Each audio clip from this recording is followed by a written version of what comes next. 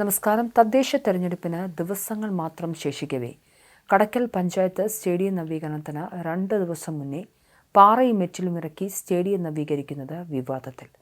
പെരുമാറ്റച്ചട്ടം നിലനിൽക്കെ 2 ദിവസം മുന്നേ പാറയും മെറ്റിലും ഇറക്കി പണി ആരംഭിച്ചിരിക്കുകയാണ്.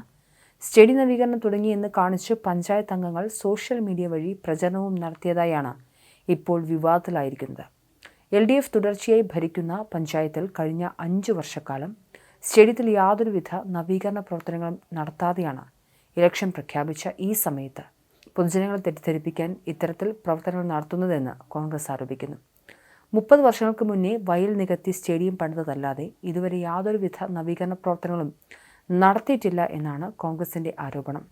പെരുമാറ്റച്ചട്ടം നിലനിൽക്കെ ഇത്തരത്തിൽ നിർമ്മാണ പ്രവർത്തനങ്ങൾ ചെയ്യുന്നത് ചൂണ്ടിക്കാട്ടി ജില്ലാ തെരഞ്ഞെടുപ്പ് കമ്മീഷനെ സമീപിക്കാനാണ് UDFന്റെ തീരുമാനം. കഴിഞ്ഞ ദിവസങ്ങളിൽ കടയ്ക്കൽ ടൗണിൽ തെരുവിളക്കൽ മാറ്റി സ്ഥാപിക്കുന്നതിലും ആക്ഷേപം ഉയർന്നിരുന്നു.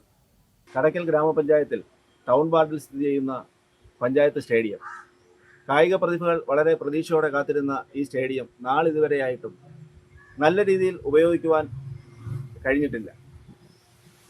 കഴിഞ്ഞ നിരവധി വർഷങ്ങളായി ഇതിൻ്റെ നവീകരണവുമായി യാതൊരുവിധ പ്രവർത്തനവും നടത്താത്ത നമ്മുടെ പഞ്ചായത്ത് ഭരണസമിതി തെരഞ്ഞെടുപ്പ് പ്രഖ്യാപിച്ചതിന് ശേഷം തെരഞ്ഞെടുപ്പ് പെരുമാറ്റച്ചട്ടം നിലനിൽക്കെ 2 ദിവസം മുമ്പ് കുറച്ചധികം സാമഗ്രികൾ സ്റ്റേഡിയത്തിൽ ഇറക്കുകയും നവീകരണം എന്ന പേരിൽ സാമൂഹ്യ മാധ്യമങ്ങൾ വഴി പഞ്ചായത്ത് അംഗങ്ങൾ ഉൾപ്പെടെ വലിയ രീതിയിൽ ഇതൊരു തെരഞ്ഞെടുപ്പ് ആയുധമാക്കി ഉപയോഗിച്ചുകൊണ്ടിരിക്കുകയാണ്. ജനങ്ങളെ തെറ്റിദ്ധരിപ്പിച്ചുകൊണ്ട് സ്റ്റേഡിയം നവീകരിക്കുന്നു എന്ന വ്യാജേന ജനങ്ങളെ വീണ്ടും തങ്ങളുടെ അധീനതയിൽ വോട്ടാക്കി മാറ്റിയെടുക്കുവാനുള്ള ഒരു പരിശ്രമം ഇപ്പോൾ ജനപ്രതിനിധികളുടെ ഇടയിൽ നിന്ന് നടക്കുന്നുണ്ട്. UDF കടയ്ക്കൽ പഞ്ചായത്ത് കമ്മിറ്റി തെരഞ്ഞെടുപ്പ് കമ്മീഷന് ഇതുമായി ബന്ധപ്പെട്ട് പരാതി നൽകിയിട്ടുണ്ട്.